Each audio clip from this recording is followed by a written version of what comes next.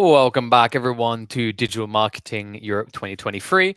Hopefully, you had a good lunch, and now it's time to feed your brains instead of your bellies. So, without further ado, I'm just going to quickly remind everyone that if you want to be in with a chance of winning some free ebooks, be sure to take advantage of what our partner Packet Company is offering here. If you are active in the sessions, that means rating the sessions, leaving comments, and definitely leaving questions for our good friend David here to answer later, then you will be in with a chance of winning some ebooks. But without further ado, it's time to tell a story. And while every story needs a hero, the hero telling this one is going to be David. David, take it away. Hey, thanks so much. It's great to be here. Thank you so much to everyone for the invitation. My name is David Incorvatia. I'm the founder and the creative director of an agency and production studio in Berlin called Lure.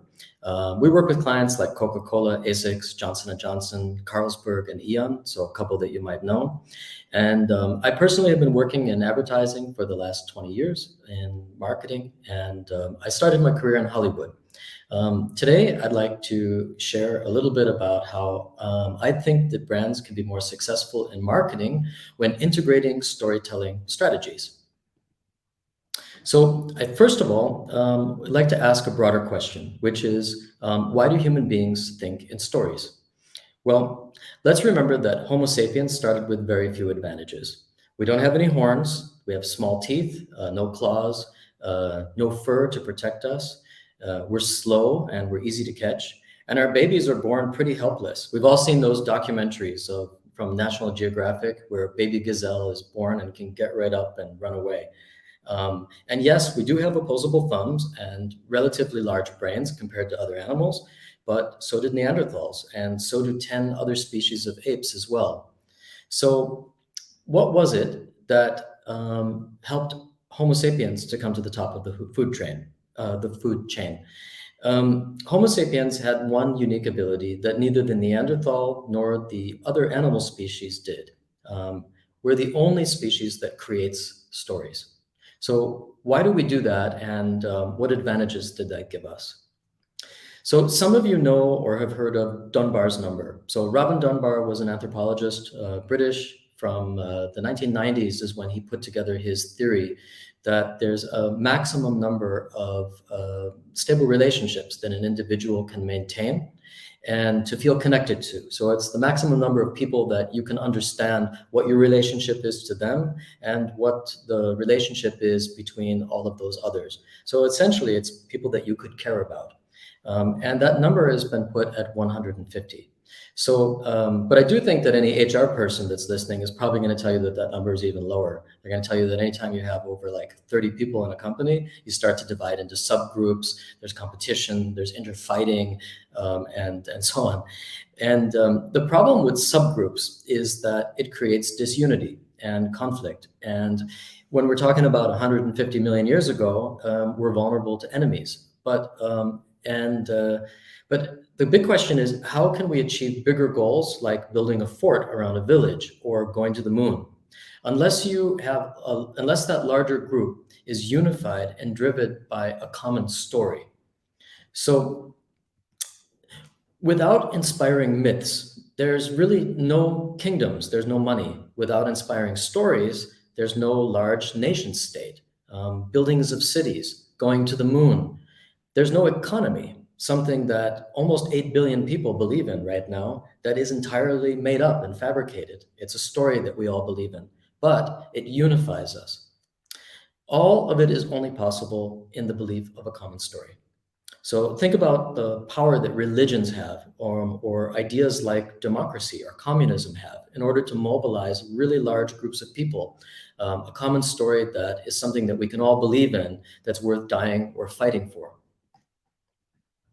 So my team's mantra is stop interrupting culture and start creating it. We believe that because we're in an age that is far more digital, and the 30-second ad is more or less on its deathbed. Fewer and fewer people are watching television, and YouTube is beginning ad-free subscriptions. So if you can't interrupt people's time anymore, you have to earn their genuine interest, which means brands have to make content that's just as interesting as the things that they used to interrupt before. There's some really good examples of brands that are fully immersing into storytelling. So here's a couple that I just wanted to pull and share. These are longer form pieces of content that are brought to you by big brands. So there's They Them, which is a Patagonia film, transgender person for whom climbing is more than just a sport. It's a way of exploring their identity. Breaking Two, you may have heard of. It's the feature film that Nike and National Geographic did on breaking the 2-hour marathon barrier. And Nike, of course, plays a role in it as well. The third one is Gay Chorus Deep South. This is Airbnb's first feature. It features a gay chorus traveling through the Deep South. And the last is The Original Way from Coca-Cola. It's a series about original dishes and the chefs who create them. I wanted to focus on the last one for just a moment because the Coke 12-part series is the first branded series that was playing organically on Amazon Prime in Germany. So it's not a sponsored content, it's something that is playing organically with all its other content. We're particularly proud of this as a company because it's something that my company, Lure, created and produced. And I'd like to share a little bit about how we work when we're integrating storytelling in more concrete examples, and then I'll come back to this as an example so that you can understand how we integrate that in our way of working. So some of you have an idea in your mind where we marketing people start when we're creating campaigns. That's not it, but this is the terrifying blank sheet of white paper.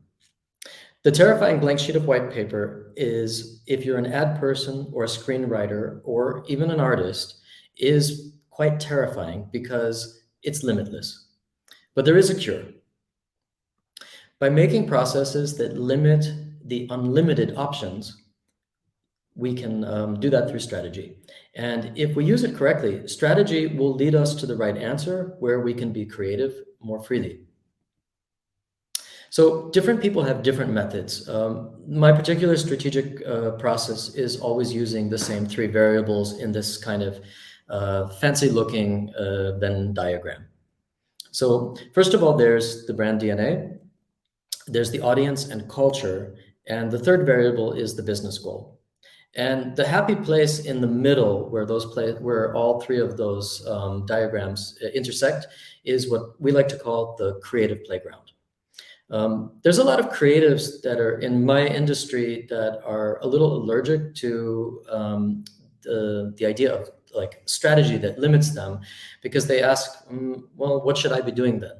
But if your strategy is sound and you use that as a basis and you work within the confines of this creative playground, this is kind of a magic place where you can't really like screw something up and you're going to be successful. So for me, I really think about that as liberation.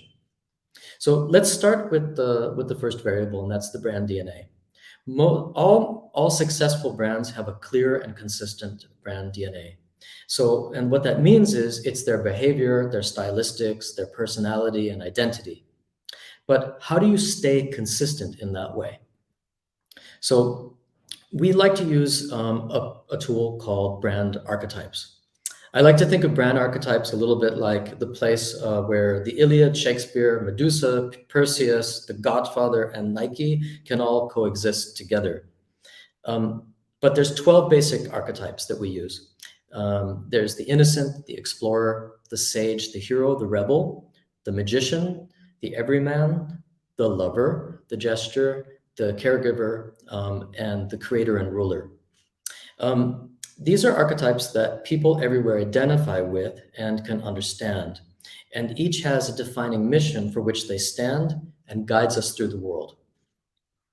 So just a little bit of a like mini history lesson on brand archetypes and the word and term archetypes generally.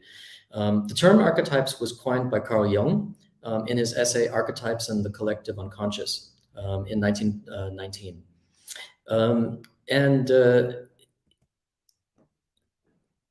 And in 1949, Joseph Campbell wrote a book called A Hero with a Thousand Faces. The book was the inspiration for George Lucas's Star Wars saga, and Time magazine called that book one of the most 100 influential books of all time. Campbell meticulously shows us how all cultures' mythologies, regardless of where they are and when they begin, all have the same structures. And story of the archetypal hero is used over and over again in the same way. So Campbell concludes, like Jung, that this means that humans create these stories, myths, and religions with similar archetypes because they reflect something basic in all of our psyches. Okay, and in 2000, Mark and Pearson wrote a book that is called The Hero and the Outlaw, and shows how the world's most successful brands use each of them one archetype consistently. So let's apply some brands to them now, and you can just see a bit of how that works like in practice as an example. All right, so there's like Dove as the innocent brand, the North Face as the explorer, Google as the sage, classic hero brand Nike, Harley Davidson, clearly the rebel, Disney as the magician brand. The everyman is a great example is IKEA, the lover Chanel, the Old Spice as the gesture with really great humoristic focus in all of its marketing. The World Wildlife Federation is the caregiver, and the creator, Apple, and Rolex as the ruler. So also Mercedes, for example, is a classic ruler brand as well. I'd like to now just give you a really quick overview on two of them so you understand a little bit about how they work and in more detail. So we won't go through all 12 out of respect for time, but let's take the sage. So the sage motto is the truth will set you free. What it wants is the discovery of truth. And what it fears is being fooled, misled, or ignorance.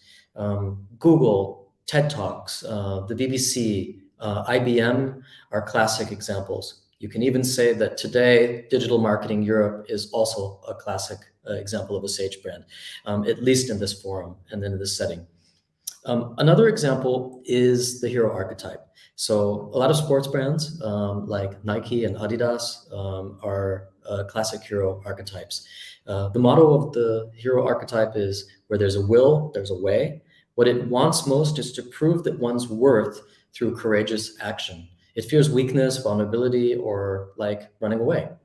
Adidas's motto of impossible is nothing, or Nike, just do it, are classic examples of that. But you also see that in brands like BMW, Marvel, Duracell, and so on as well, Gatorade. Okay, so let's face it though, like with the example we were just talking about, Nike and Adidas, there's not really a real difference between the shoes, the actual product that Nike, Puma, or Adidas make. But we do have a really strong feeling about the way we feel about those brands. I think you're going to feel like a strong affinity toward one brand or the other. And I think the question that we can ask ourselves is why? Why do we feel like that? I believe that it's because that each brand, each story that each of these brands tells us is extremely unique one. And that's not by accident. So that brings us to the next variable on that Venn diagram, which is the audience.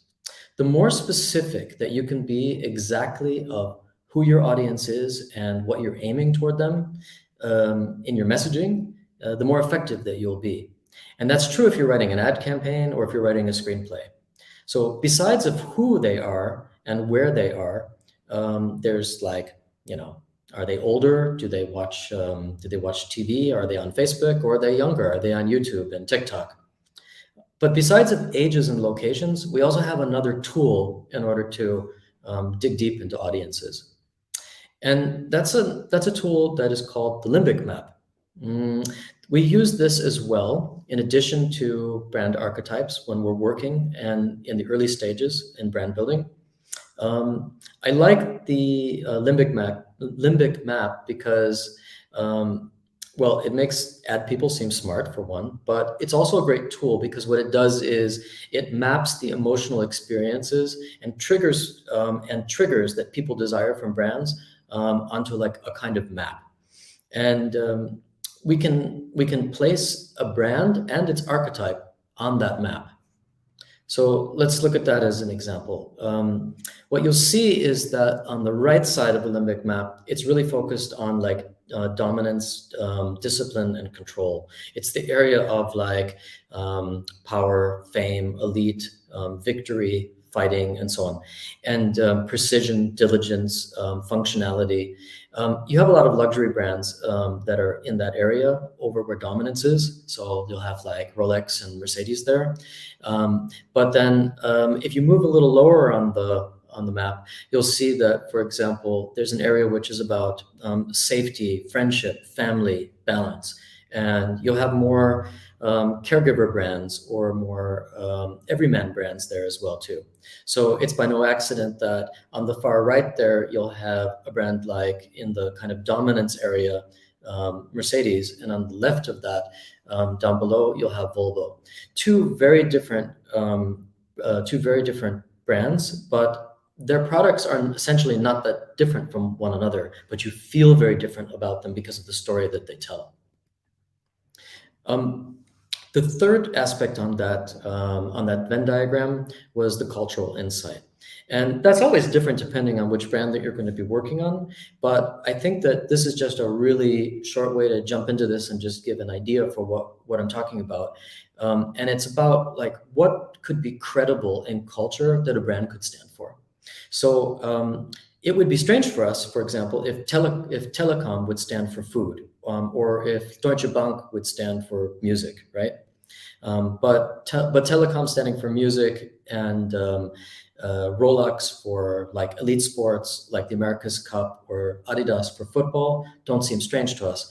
Not only because their products might fit in some way or shape like sports do, but because they've really done a lot of work in order to be a part of that area of culture, and that we accept that. So now what I'd like to do is show you a little bit of how my team applied all of these thinking to a specific case, which is the work that I showed you or teased earlier, which was for the work we did for Coca-Cola. So let's start with the brand DNA for Coke. Its archetype is the innocent. It seeks harmony. It believes that all men and women are created equal. And its driving desire for the innocent archetype is connecting with others. Its motto is bringing people together over moments of happiness. It's a heritage brand. It's 100 years old, or older than 100 years now. One of its commercials, which was the Hilltop commercial, there's a picture of it on the top right there, from 1972, might just be the most iconic piece of advertising in the history of marketing, maybe on the same level with Apple's 1984. And that spot, for example, was made during the Vietnam War. And it was kind of a way of saying, like, we don't see conflict, and we don't see race divisions that are happening in the United States at this time. We see all people equal, and we'd like to just bring the world together over a Coke. It's a really classic hallmark of what the brand stands for as an innocent brand that really looks to everyone.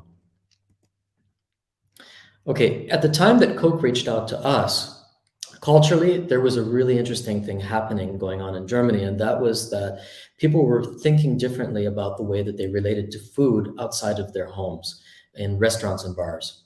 So it was a kind of foodie revolution where foodie and foodieism were becoming mainstream.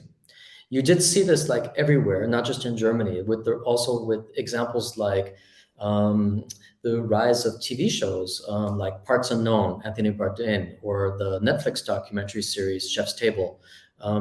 You wouldn't have seen series like that, let's say 10 or 15 years ago. That would have been very niche, and now it's very popular.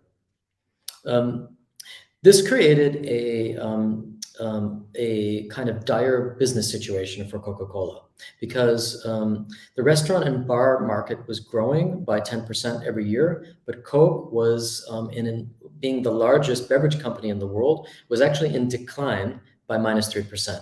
That's a pretty dramatic situation for anyone, especially for Coca-Cola.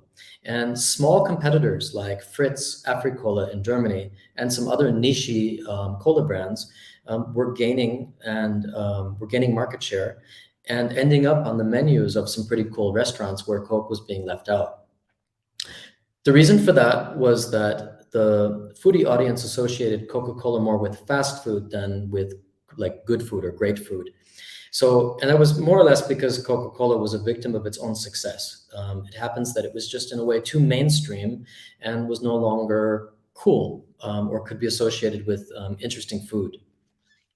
So the business goal that Coke came to us with was to sell more of Coca-Cola in the glass bottle, in restaurants and bars outside of the home. Of course, it tastes much better when it's coming fresh from a small glass bottle that's properly cooled and served on ice and lemon, but also much better than if you are, pouring it from a 2-liter plastic bottle that was opened yesterday. But there's another reason too, and that's that Coca-Cola makes, of course, much more money when they sell from the glass bottle. When we spoke to audiences, we learned that although they did not associate Coca-Cola with good food, they did strongly, like in the 80 to 90 percentile, prefer the taste of Coca-Cola over other competitors. And that was because for them, it was still the original cola. It was the one and the taste that they knew from their childhood. So we take all three of these aspects, and then we look into the kind of where we ended up with the creative playground. So we can just quickly go through them in this particular case. So Coke's brand DNA, Coke was the original. It's a heritage brand, and it brings people together over moments of happiness. The audience and cultural aspect was that foodies, Netflix, YouTube, food porn, craftsmanship, and chef's table. And the business goal was to get glass bottles next to great food in hipster restaurants, get it on the menus. So this is the story that we told, and I'll just show you a really quick kind of summary case film of it, so you get an idea for what it was that we made and how we applied these storytelling techniques and strategy techniques to this particular case. Please notice one thing when you have a look, which is that the story is not just in a single asset. It's not like it's a story that's told in a film. It's actually a story that's told over an entire campaign through many different channels and different assets. But the story is always the same. It's that Coca-Cola is the original cola, and it's the perfect fit with classic dishes that foodies love. So I hope that the sound will work for you, and let's have a quick look. The foodie revolution has turned the away-from-home market to the fastest-growing sector for beverage companies in Germany, but Coca-Cola has fallen behind. Foodies and innovative chefs that shape the gastro scene too often associate Coca-Cola with fast food than great food. Coke needed to turn this around fast and remind people that Coca-Cola is the original, a true icon, and re-establish it as a symbol of good taste and quality. And rather than buy testimonials, we need to earn the respect of credible partners. So we created the original way. A long-term program that celebrates Coke's iconic glass bottle in partnership with the true originals of German gastronomy. A radical new approach for Coca-Cola, one that speaks both to audiences and restaurants at the same time. The program started at the summer of 2018, the largest proximity out-of-home campaign ever for Coca-Cola Germany.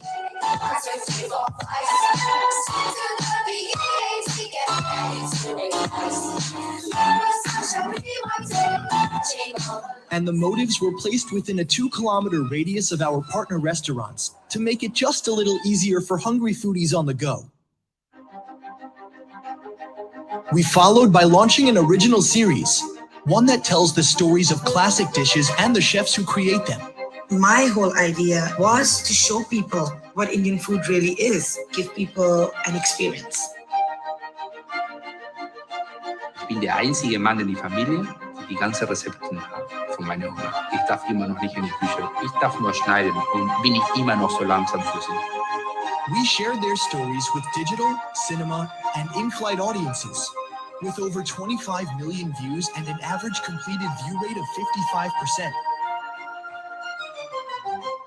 we amplified our program further in print, advertorials, and on social media. And we followed with the Food Festival series, bringing classic dishes and Coke to people all across Germany. And a massive media interest helped us reach over 46 million people. The results already speak for themselves.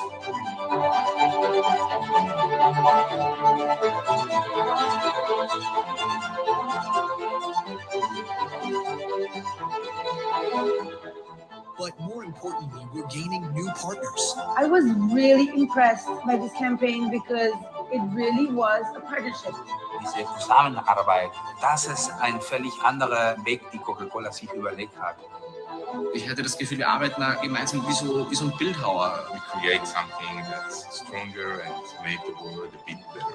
And earning the respect of foodies all together over the most original dishes and a Coke.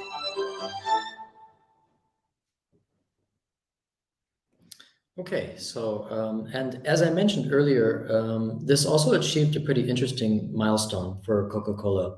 And that was that this was the first web series that was organically played on Amazon Prime in Germany.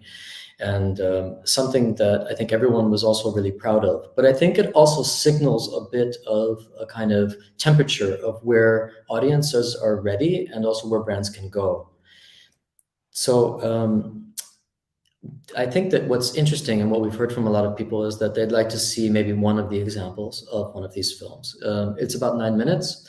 And since I understand everybody's just had lunch, maybe it's a great thing to do over a coffee. So I'm going to play you this 9-minute film. And then immediately after that, I think there's about 5 minutes for questions. So just so that you have a little background, there were 12 of these films in total. And they work really well because they sort of balance the brand and the chef's story. There's in a way kind of two protagonists in them.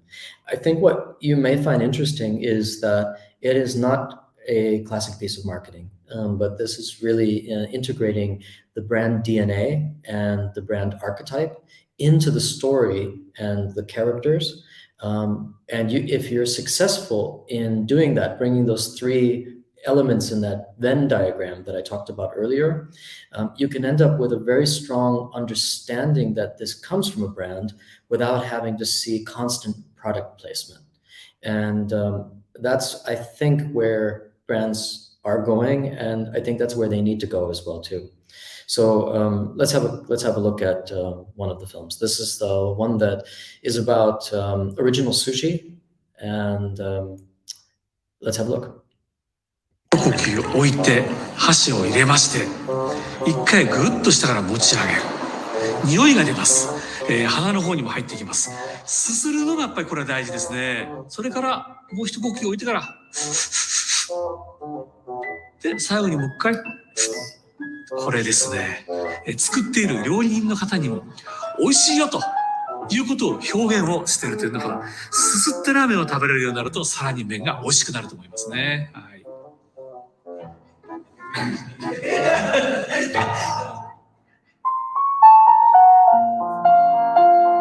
匠という意味はドイツマイスター何かを一生懸命こうその道で追い So there's a small problem with the video, and I'm gonna just fix it for you guys. It was somehow automatically trimming, but here we go. Let's start one more time. I wanted to be a master of ramens. I try to be. Still, I try to be.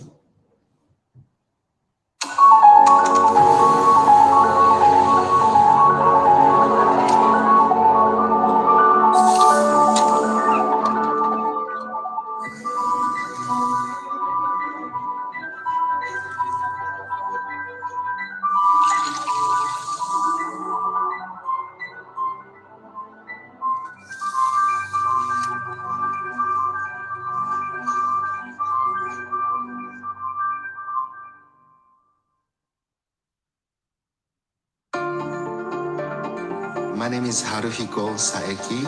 I'm running a Japanese restaurant in Düsseldorf named Takumi. Ramen is soul food for Japanese people. Every day I feel hungry, go to ramen restaurant. 僕はもともと東京出身なので、やっぱりラーメンっていうのはいつも身近にありましたし、ラーメンがあったらいいなっていうのは海外に住んでどんどん思うようにはなりました。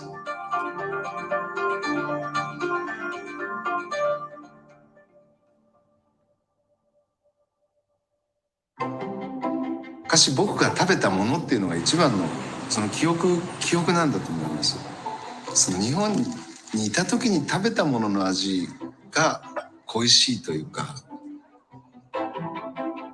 まあ本当に10時間近くかけて一杯のラーメンが出来上がります。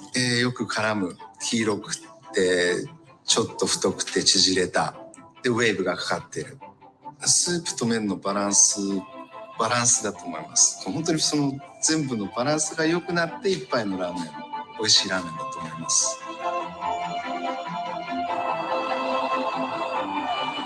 でもそれがないと本当に僕の中ではその日本と同じものが作れなかったので、それはすごく必要だった。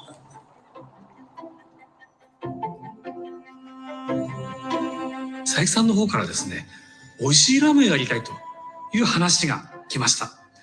本当にエネルギッシュな方で、美味しい食、安い腹を満たすだけのチープな食ではなくて、本当にその歴史伝統文化を背景とした価値のあるラーメン、これをヨーロッパで、ドイツで開きたいということがありまして、ちょうど西山製麺と同じ、目指す方向が同じなんです。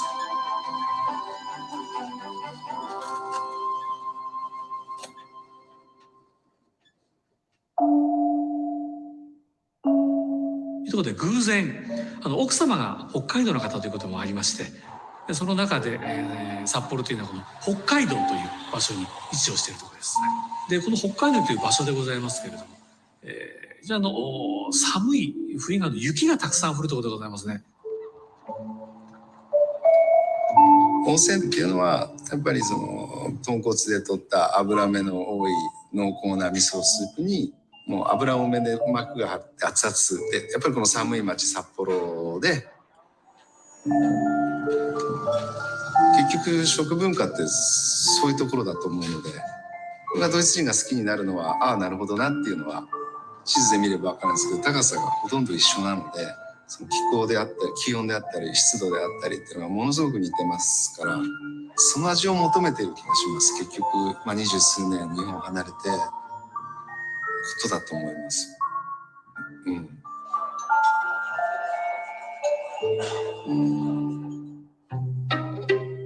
だから調味料の一つとして考えていただけると嬉しいし、うちはどういうわけかヤクモって低温多湿なのに寒くて割にお天気が悪い。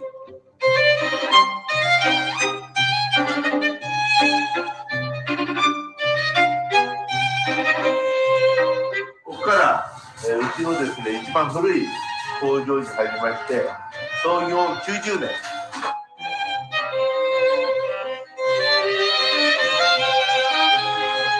ここのお味噌はですね、すべて北海道の原料で、大豆も米もですね、北海道で作られる北海道の原料で作っています。味噌はね、原料は大豆、米と麹、それとお塩。そして酵母、この麹がですね、酵母菌ができましてですね、そういう方法でアミノ酸に変えて非常に美味しくなってい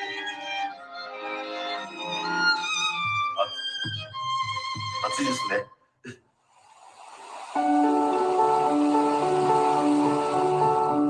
水が非常に美味しいところでございます。ですからうちの場合はこの札幌で作るということに意味があるんです。この柔らかい水、これやっぱり北海道の札幌のラーメンを生む、やっぱりこれ背景にありますので。もう食べ物食器は麺だけでも 30% 前後水が入ってますし、その水をもちろん北海道のね、美味しい水で作ってるっていうのもプラスある。北海道雪の多いところです。雪解け水が溶けて、山に染み出す、湧水、こちらも美味しいお水も取れますし、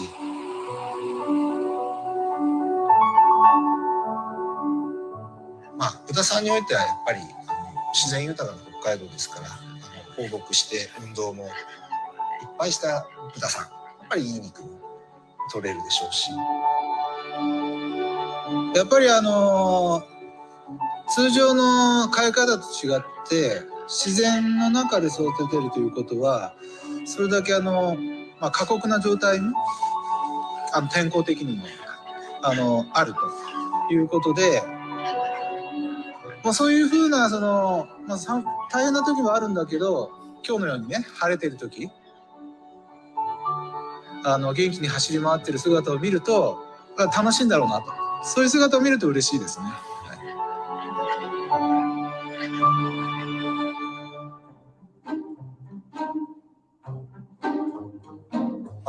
ラーメンオタクですね。ラーメン好きってことですよね。自分も気がついてみるとラーメンを追っかけてるんですよね。でやっぱり、札幌っていう町はラーメン屋さんが1000軒ありまして、食べてると輪が広がってきて、それの全体が楽しいんですね。だから札幌ラーメンというのは誰が作ったのかというと、これは札幌市民の方が作り上げた一つのラーメン、日本人にとってのラーメン、これは私単なる食べ物の一つではないと思います。ちょうどヨーロッパではサッカーが非常にブームでございます。好きなサッカーのチームがあります。まさにサッカーのチームはラーメン店になります。そのチームの中に好きな選手がいます。これはそのラーメン店の中の好きなメニューになります。他のラーメンとは違うところはあると思いますけどね。やっぱり寒い時に食べる味噌っていうのはやっぱり温まるっていうのもあるし、やっぱりそこはやっぱり日本人味噌っていうのもあるし、らしいラーメンの食べ方、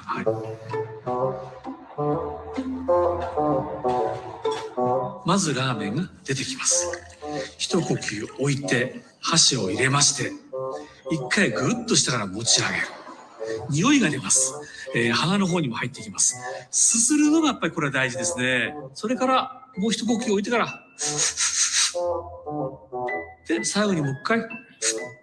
これですね、作っている料理人の方にも美味しいよということを表現をしているというのが、すすってラーメンを食べれるようになるとさらに麺が美味しくなると思いますね。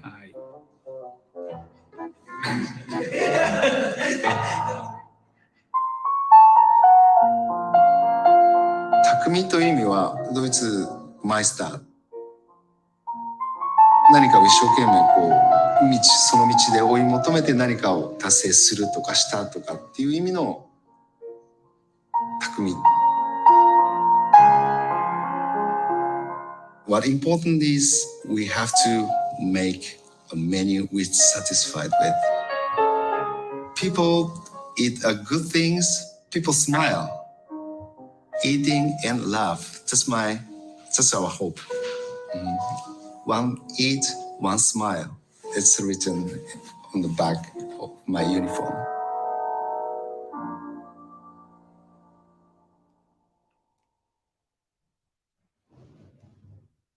Great. I hope that you enjoyed that, and probably good that we didn't show it to you right before lunch.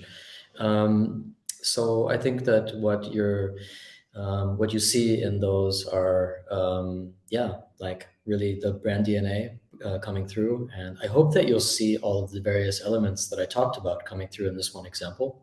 I talked about a lot of different publications, books, and also talks and individuals. And so here's a couple of QR codes if you want to do some further reading. Here's the book A Hero with a Thousand Faces from Joseph Campbell. Also the book from Mark and Pearson on the hero and the outlaw. Here's two others that I think is really informative. Sapiens from Yuval Noah Harari, and there's an amazing podcast on storytelling with the incredible Margaret Atwood and Ezra Klein, and I find it to be extremely informative as well. So we've come to the end, and there's also a QR if you want to find me or ask any questions afterward down at the bottom of the screen. But if you have any questions now, I'd be more than happy to to answer those. Fantastic. Thank you, David. It was an enjoyable thing to watch and listen to. So, folks, if you do have any questions, put them forward in the Q&A section, and I'll relay them across to David. I guess I'll open the field with, you talk about these ideas of crafted stories, right? Like of essentially connecting the user to the product. It feels like we don't see that much these days, right? It feels like a lot of different kind of advertising marketing has moved away from that. Can you think of a reason why storytelling has kind of taken a back foot?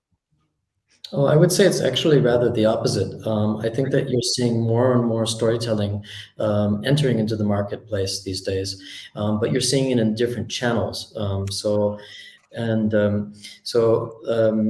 In these kind of traditional television spots, I think that those are still focusing on a specific audience and on a specific channel where you can reach those persons. But where you're seeing a trend is in far more branded pieces of content and longer films, features, and series, like some of those from Nike, Patagonia, and so on, and Airbnb that I mentioned at the beginning of the presentation. I think you're going to see a lot more of those. So yeah, I'd say rather to the contrary, I think you see more of it, but when they're doing their jobs well, it shouldn't be so obvious to you. I think that you're going to feel like the brand is bringing you something of value to you in your daily life, but it's not going to feel like as, let's say, hardcore advertising as you may have experienced in the past. That's an interesting thing to kind of highlight, right? These kind of longer forms of content to get you more engaged with the stories, because there's no denying attention economy is a very big thing, right? It's something that marketing is always talking about, right? This quick need to grab and keep hold of the viewer. Do you think that there's a kind of uphill battle? Like you said, that you're seeing more and more of it. Obviously, it must be finding some sort of result, but is there always a kind of creeping in concern that you need to be giving something flashy or giving something really catchy every 20, 30 seconds just to keep people watching? Yeah, I think that's a great question, and we're always facing challenges as marketeers when there's new formats, because you're exploring areas that are pioneering. So when it comes to newer formats, like if you're doing a series like we did for Coca-Cola that then eventually played on places like Amazon Prime, or if you're doing a feature film like some of the other examples that I gave, I guess that you will have discussions internally also with marketing teams and on the brand side of how can you guarantee success for some of those formats. And when you're looking at previous formats as well, if it's a television spot and so on, you also wouldn't be able to guarantee them, but they're just more familiar to people. So it's an area, I think, that because it's new or newer, you will always have a certain level of, I guess, questions or apprehension as you move forward. But you see that there's a limited playing field on channels where you can reach people these days.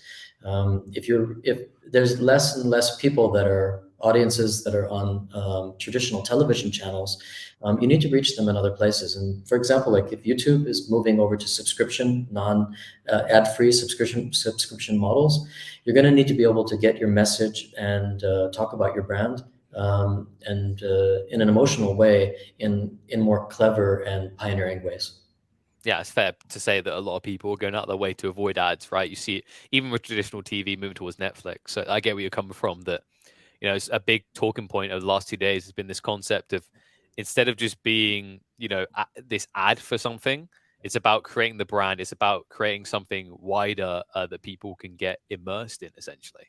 Yeah, absolutely. And maybe just to add to that point, I think that our goal today as marketeers is to create something that's just as interesting as the like content that you would have otherwise gone to YouTube or to the television to watch.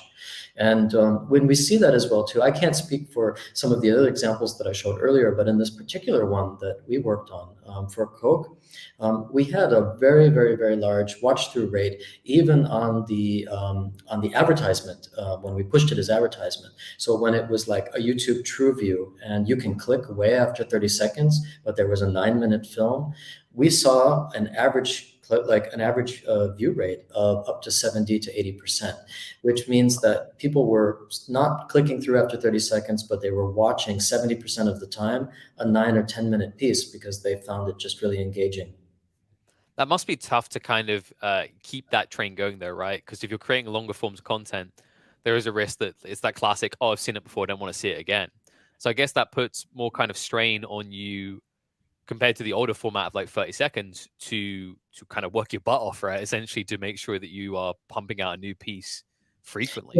Yeah, that's a good point. I think though that there's a difference though as well too, because you work a little differently. So like when we approach a classic ad campaign, we go through some very classic structures, but we're also working with like classic personnel as well too. So you're working with art directors and copywriters. When we start working on something like the Coca-Cola piece or some other content, in those cases, we're actually bringing on like, some reporters from the New York Times or from the Washington Post that are freelance, and then they're digging in and like researching like the history of the ramen or which restaurants would be the best protagonists therefore.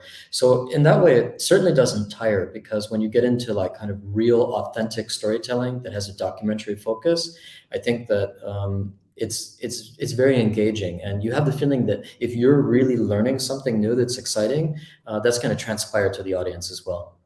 I get that. It's that feeling that, once you open the door to the story, there's so many smaller routes, right, you can take. There's so many additional things you can explore once you have that initial investment in the wider arc, if you will. Yeah, I mean, there's just an endless potpourri of stories that we can explore, and that's the beauty of like looking at different brands and sort of what they stand for, the kind of cultural insight that they want to connect to. The possibilities for that are really exciting, and it's like really fertile ground for digging into very authentic storytelling and meeting a lot of really interesting and great people that you otherwise never would have met. Now, we have a question in from Angelica that I think is a great follow-up to that, which is, do you have some examples of using the archetypes and storytelling on a smaller scale, right? Because so far we're talking about very big organizations that will have the time to flesh out those stories. How would you approach this, or how have you approached this with average to small size companies? Yeah, so when we're working with brands, I mean, we're working with big brands like Coke, for example, but we're also working with really small ones as well, too. We recently just launched a campaign for a brand called Kiro, which is a really, really small brand out of Finland. Maybe there's a couple of people who know it, and but they are making exceptional spirits out of rye. So they're making whiskey and gin. But their company is just a couple of years old. They're really well known in Finland. So if there's anybody that is watching from Finland, respect, great brand as well. But they're like a 40-person team, like the entire company. And so we were really able to look at them as a kind of rebel brand in their DNA and as an archetype, and apply those principles when we were working with them as well too. And so that helped us to like, look at who they are with their heritage, think about them as a rebel brand, and then take actions so that they stay consistent as like a personality or as a character to audiences, so that everything that they're doing is really in a very like rebellious way. So, and it works well for them as a small brand, because you have really, really big, enormous, billion-dollar turnover spirits brands in the world. And then you've got this one that's, 40 people, but they are consistently winning some of the awards for the best gin or whiskey in the world. And that's a real true kind of rebel brand. And so we also apply that in all of the communication as well too. It's like the way you speak, you can be much more loud, you can be much more bold, rather than doing like very traditional like print and billboards. We're doing campaigns where we just take bold messages and then we like paste them on the side of buildings. That comes out of the archetype. Yeah, that's an interesting thought as well, right? Like that kind of to your point with these smaller brands, like use the rebel archetype. It's also a feeling like when they're smaller, it's an underdog, right? But it's also more, I think, personable, right? Yeah. If we compare it to Coca-Cola, there's only so much you can do to personalize it to an individual. If you're talking about a distillery, there's 40 people large, you have one person and their input over everything that happens is seen as larger. So their story feels, I don't want to like devalue like the big companies, but it feels more valuable from an individual perspective to the audience. Yeah, I think that's an interesting point. But maybe one thing that's interesting to keep in mind about archetypes is that, for one, they don't speak to a specific audience, but they play a specific role. So the archetype is essentially the mask or the character that your brand is playing. And what's really important to be consistent as a brand is that you stay in character. So you're not going to expect to see Volvo speaking or behaving or acting in the same way that Mercedes is. But a couple of years ago, we saw there was some like strange Pepsi ads that were coming out that I think were trying very hard to kind of go into a kind of Coca-Cola archetype approach, but you really feel when it's off-brand. And so I think that where you see, if it's a big brand or a small brand, they're the most successful when they stay consistent to their archetype. All right. Well, I don't want to keep you too much longer. I really wish I could. This has been really insightful. Honestly, you talk about the genuine nature. I can tell about your genuine passion for this, right? It's definitely kind of oozing through. And I'm sure if people want to get in contact with you, I'm going to put the barcode back up on screen, scan it, message him. I'm sure David will be thrilled to answer all your questions. But David, hello, first call. Yeah, thanks. There you go. Busy, but honestly, he's gonna have to find a way of squeezing you in. But it was a pleasure and a privilege that we were able to squeeze you in here, David. Fingers crossed, we'll hear from you more in the future, and I look forward to seeing what you're gonna do next. Thank you so much. The privilege was ours. Have a great day. This is all we got. Remember the revolution in our minds. This is all we got. Lock me out of this life institution. I am angry and high on illusions. Yes, I hate, but it's not a solution. Try my best, buddy, I'm just a human. Oh, we don't need to say we're sorry. We don't need to worship